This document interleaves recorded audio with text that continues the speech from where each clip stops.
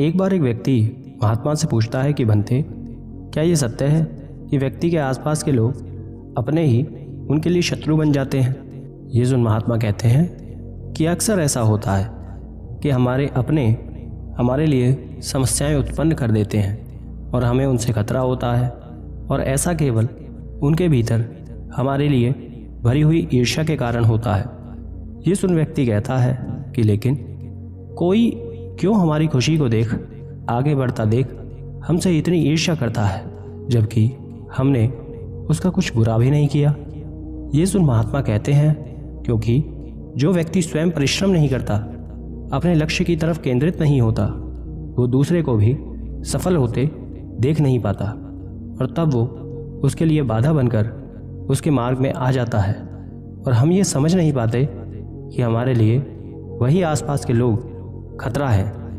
ये सुन अन्य व्यक्ति महात्मा से कहता है कि लेकिन कोई कैसे अपने के लिए शत्रु बन जाता है, मैं इस पर यकीन नहीं करता। तब महात्मा कहते हैं इसी विषय में एक कहानी है, उसे सुनो। एक गांव में एक व्यक्ति रहता था, उसके पास कोई काम नहीं था। एक दिन वो घूमते घूमते गांव के जंगल की तरफ निकल जाता है। जंगल में पहुंच वो देखता है खूब सारे पेड़ पौधे हैं। ठंड का समय था, हवाएं चल रही थी।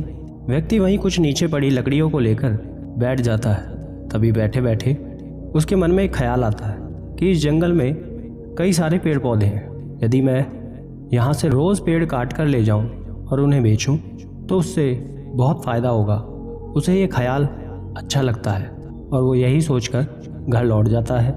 अगले दिन जब वो जंगल में आता है तो उसके हाथ में एक लोहे की कुल्हाड़ी होती है।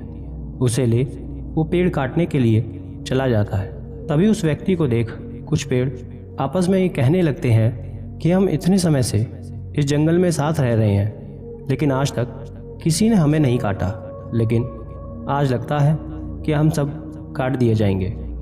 ये सुन दूसरा एक बुजुर्ग पेड़ कहता है कि नहीं, ऐसा कुछ नहीं होगा। उसके हाथ में देखो, जो कुल्हाड़ी है वो बिना हत्थे की है, उससे वो एक भी पेड़ नहीं काट पाएगा और स्वयं हार कर चला जाएगा। हम सुरक्षित हैं। यहाँ व्यक्ति पेड़ काटने के लिए पूरा परिश्रम करता है, जोर लगाता है, लेकिन पेड़ मोटे और मजबूत होने की वजह से उसे वो बिना हत्थे की कुल्हाड़ी की वजह से एक भी पेड़ नहीं काट पाता और अंत में हार कर वापस घर की तरफ निकल जाता है। उसे जाते देख वो पेड़ कहता है कि देखा, मैंने कहा था ना कि यहाँ कोई हमारा कुछ बिगाड़ नहीं पाएगा। ये हमारा जंगल है और यहाँ से हमें कोई काट नहीं पाएगा। ये सुन अन्य पेड़ कहते हैं कि लेकिन ये कल फिर आ गया तो? तब वो पेड़ कहता है कि नहीं आएगा, और आया भी तो पुनः उस बिना हत्थे की कुल्हाड़ी से मेहनत करके खाली हाथ लौट जाएगा। व्यक्ति घर जाकर यही सोचने लगता है कि इतनी अच्छी लकड़ियों को मैं काट कर रहूँगा। वो तुरंत बाहर जा उस कुल्हाड़ी में एक लकड़ी का हत्था लगवा आता है। अगले दिन सभी पेड़ आपस में ये बात कर रहे होते हैं कि आज वो आदमी नहीं आएगा, इसका मतलब है वो नहीं आएगा, और वो सभी खुश हो जाते हैं। लेकिन उनकी खुशी कुछ देर की ही थी। दिन ढलने से पहले ही वो व्यक्ति पुनः जंगल में पहुंच जाता है। सभी पेड़ उसे देख हैरान हो जाते हैं कि वो पुनः आ गया, और इस बार उसके हाथ में हत्था लगी हुई कुल्हाड़ी है। और तब वो एक एक करके पेड़ काटने लगता है, क्योंकि इस बार उस व्यक्ति ने कुल्हाड़ी में हत्था लगा दिया था, इसलिए वो आसानी से पेड़ को काट लेता है और उसे एकत्र करके ले जाता है। घर पहुंच वो उसे बेच देता है और उससे अच्छे पैसे कमा लेता है। और अब वो रोज़ जंगल से जा लकड़ी काटकर उसे बेच देता है, और इस तरह अंत में वो सभी पेड़ उदास हो जाते हैं और एक एक करके कटने लगते हैं। इस तरह महात्मा अपनी कहानी के अंत में सभी से कहते हैं, जिस प्रकार एक लकड़ी ही दूसरी लकड़ी के लिए शत्रु बन गई, उसी प्रकार मनुष्य के साथ उसके जीवन में भी होता है। यदि केवल कुल्हाड़ी लोहे की रहती तो वो पेड़ का कुछ बिगाड़ नहीं पाई, लेकिन जैसे ही उसमें लकड़ी का हत्था लग गया तो वही अन्य लकड़ियों के लिए समस्या बन गई और आसानी से पेड़ कट गए। उसी तरह हमारे जीवन में, समाज में हमारे अपने ही हमारे लिए शत्रु बन जाते हैं। ये सुन व्यक्ति कहता है कि फिर हमें ऐसे में क्या करना चाहिए ताकि हम उनसे बच सकें? क्या हम उन्हें छोड़ दें? ये सुन महात्मा कहते हैं कि नहीं, कि किसी से कब तक भागोगे। समाधान भागना नहीं है। इससे बेहतर है कि आप सतर्क रहें, स्वयं को जागरूक कर लें, जीवन में जागरूकता के साथ रहें।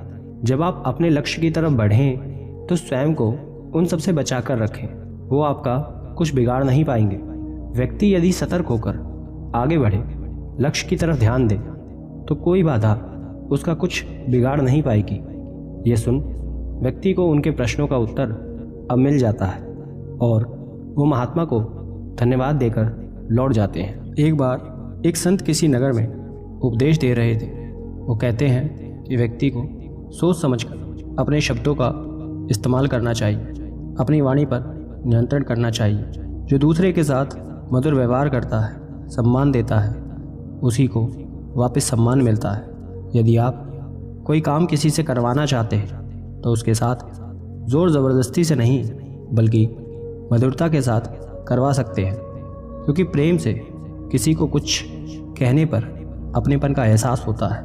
तब व्यक्ति आपके लिए कुछ भी करने को तैयार रहता है। लेकिन वही आदेश देकर ज़बरदस्ती करके करवाने से काम बिगड़ जाता है। इसलिए ये कहा जाता है कि व्यक्ति का स्वयं की वाणी पर नियंत्रण होना चाहिए।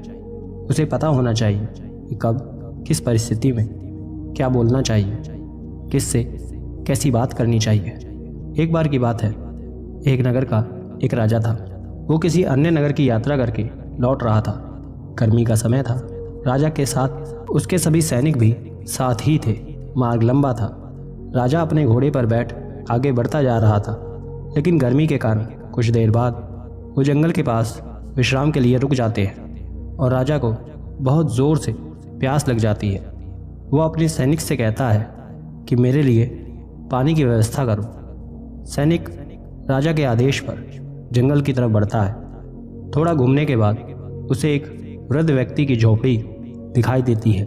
वहाँ एक वृद्ध व्यक्ति बैठ अपनी खटिया बुन रहा था। सैनिक उसके पास जाकर कहता है कि उसे अपने राजा के लिए पानी चाहिए। वो ये काम छोड़ पानी लाकर उसे दे। ये सुन वृद्ध व्यक्ति किसी तरह की कोई प्रतिक्रिया नहीं देता और अपने काम में लगा रहता है।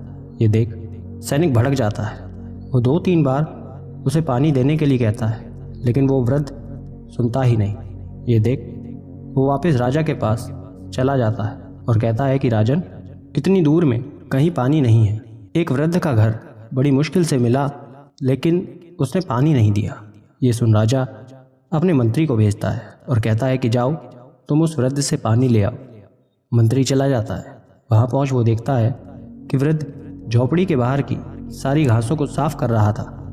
वो मंत्री जाकर बड़े ही अकड़ से कहता है कि बूढ़े व्यक्ति, क्या तुझे ये नहीं पता कि अभी जो सेनापति आया था वो राजा का था और राजा पानी की प्रतीक्षा कर रहे हैं। जा उनके लिए तुरंत पानी ला कर दे। ये सुन वृद्ध कुछ नहीं कहता। मंत्री ये देख भड़क जाता है और कहता है कि क्या तू बूढ़े के साथ बहरा भी हो गया है? कब से पानी मांग रहे हैं, लेकिन तू देने का नाम नहीं लेता। जा पानी ला, बदले में कुछ पैसे तुझे दे देंगे, तेरा पेट भर जाएगा। ये सुन अब की वृद्ध कहता है कि रुको, मुझे तुमसे कुछ नहीं चाहिए। तुम स्वयं एक भिखारी हो, तुम मुझे क्या दोगे? तुम तो स्वयं मेरे पास मांग रहे हो, मैं नहीं, और मैं तुम जैसे को पानी नहीं दूंगा। जा, यहाँ तेरे जैसों के लिए कुछ भी नहीं है। ये सुन मंत्री भड़क जाता है कि एक वृद्ध उससे ऐसे कैसे बात कर सकता है। वो आग बबूला होकर चला जाता है और राजा के समक्ष जाकर कहता है, महाराज, वो एक बहुत ही अकड़ू वृद्ध है। उसने मुझे पानी देने से इनकार कर दिया और दुर्व्यवहार भी किया। ये सुन अब राजा कहते हैं कि इस बार मैं स्वयं जाता हूँ, और वो मंत्री और पूरी सेना को छोड़ सामने झोपड़ी की तरफ चला जाता है। वहाँ जा राजा वृद्ध व्यक्ति को प्रणाम करके कहता है कि आपके काम में आपको परेशान करने के लिए क्षमा चाहता हूँ बाबा, लेकिन मैं एक यात्री हूँ, मार्ग लंबा था और मुझे ज़ोर से प्यास लग रही है। क्या आप मुझे पानी पिला सकते हैं? ये सुन वृद्ध उठ जाता है और बड़े ही प्रेम से कहता है कि रुकिए महाराज, वहाँ पास में खड़ी खटिया को मैं बिछा देता हूँ और बैठने के लिए बोल भीतर जाकर एक लोटे में घड़े का ठंडा पानी लाकर दे देता है और कहता है कि इसे ग्रहण करें। यह मेरा सौभाग्य है कि आप जैसे सज्जन को पानी पिलाने का अवसर मुझे मिला। ये सुन राजा लोटे का पानी पी लेता है और वृद्ध को धन्यवाद देता है और तब कहता है कि यदि आपको बुरा न लगे तो क्या मैं एक प्रश्न आपसे पूछ सकता हूँ? ये सुन वृद्ध कहता है कि अवश्य महाराज।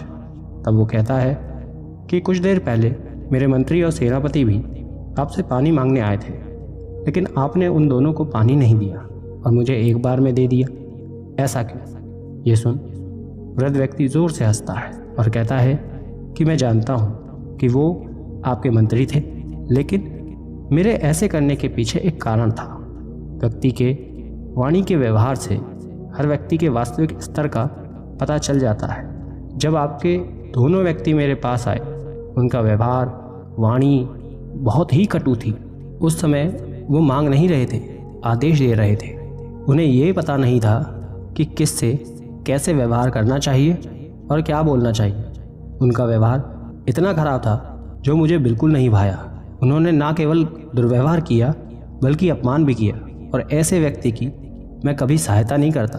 अब रही आपकी बात कि आपने एक राजा होकर इतनी विनम्रता से बात की, इतनी सहजता से मेरे पास आए, यही काफ़ी था। यही कारण है कि मैंने आपकी बात को सुना, उनकी नहीं।